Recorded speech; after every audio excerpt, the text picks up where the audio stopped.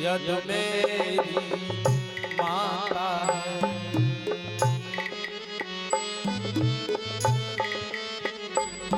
रानी यद मेरी माता है तो क्यों इतना खिसियाती है।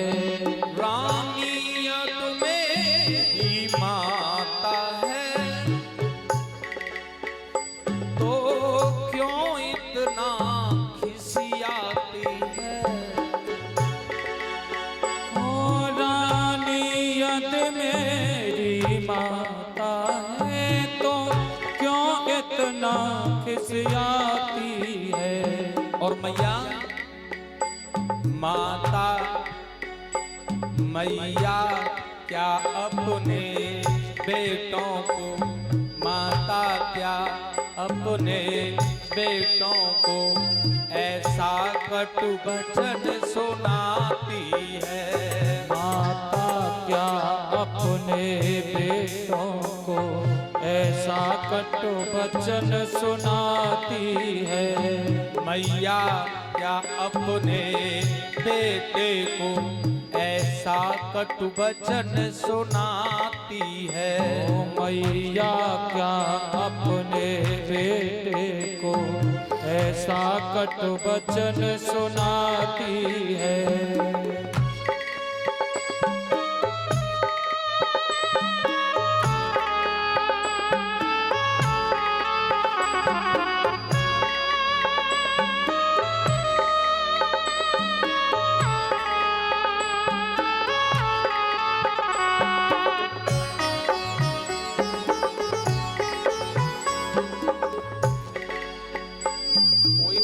अपने पुत्र को ऐसे दुदकार नहीं सकती, ऐसे नहीं कह सकती जैसे कि उन्होंने मुझे डांटा है, उन्होंने फटकारा है मुझे। मैया वो मेरी माँ नहीं हो सकती।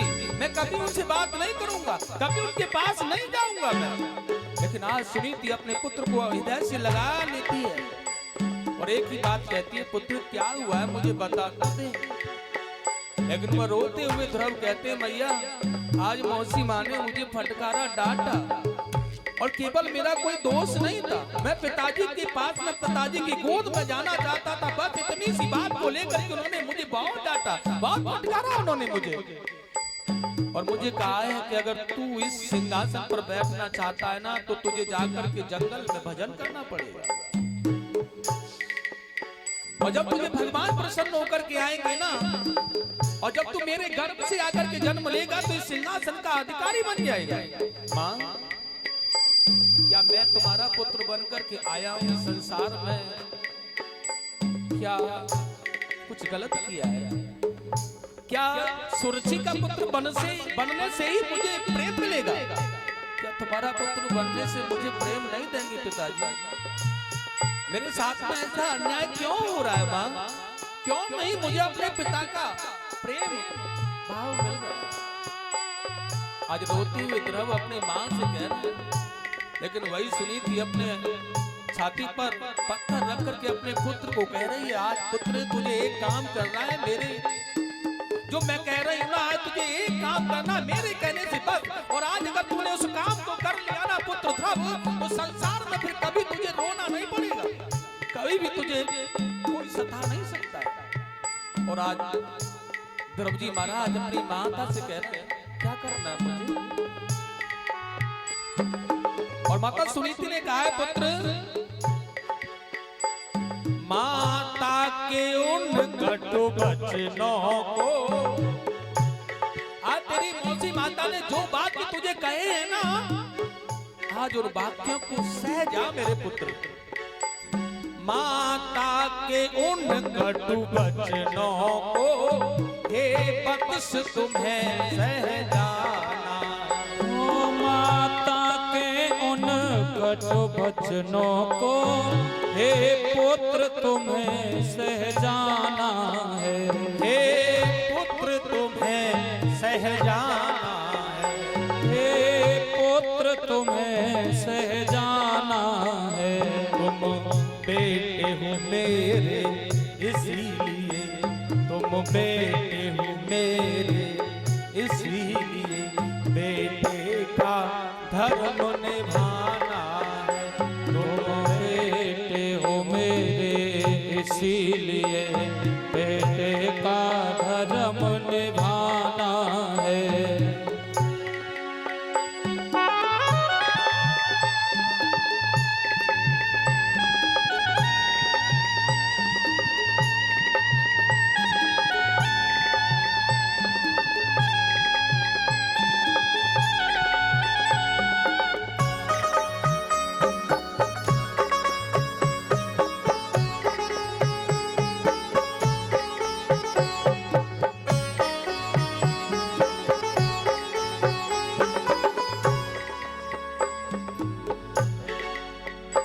और द्रौपदी बार बार बस एक बात कह रही है, माँ मुझे बताओ तो सही क्या करूं मैं, मेरे लिए क्या सही है क्या गलत है, मुझे मार्गदर्शन करो भैया। तभी आज माता सुनीति कह रही है, पुत्र आज वो समय आ गया है कि तुझे अपनी उस मौसी माता के सारे वाक्यों को सहजता में समा लेना है अपने अंदर, किसी को कहना नहीं है, कुछ सरलता का रूप धारण करना है, सहज बनना है तुझे। और पुत्र एक काम करना है मेरे कहने से तुझे, क्योंकि इस संसार में मेरा अपना कोई नहीं है, केवल अपना है तो केवल तू है मेरा पुत्र, इसलिए मैं तुझे बता रही हूँ। और बड़ा सुंदर कहा है माता, है पुत्र एक ही है उपाय, एक ही पुत्र है तू मेरा, और तेरे लिए बस केवल एक ही उपाय मेरे पास में शेष है। अगर तुझे उस उपाय को मैं करा देती हूँ या तू उस उपाय को कर लेता है ना, तो संसार में तुझे फिर कहीं भी जाने, कहीं भी हाथ फैलाना नहीं पड़ेगा। है पुत्र एक ही है उपाय, जिससे यह दुख हट जाएगा, हो जिससे यह दुख घट जाएगा, जिससे यह दुख घट जाएगा। तुम नारायण का ध्यान करो, तुम नारायण का ध्यान करो, मेरा सब संकट कट जाएगा। तुम नारायण का ध्यान करो, तेरा सब संकट कट जाएगा। तुम नारायण का ध्यान करो, तेरा सब संकट कट जाएगा। तुम नारायण का ध्यान धरो, तेरा सब संकट कट जाएगा। तेरा सब संकट मिट जाएगा, तेरा सब संकट मिट जाएगा, तेरा सब संकट कट जाएगा।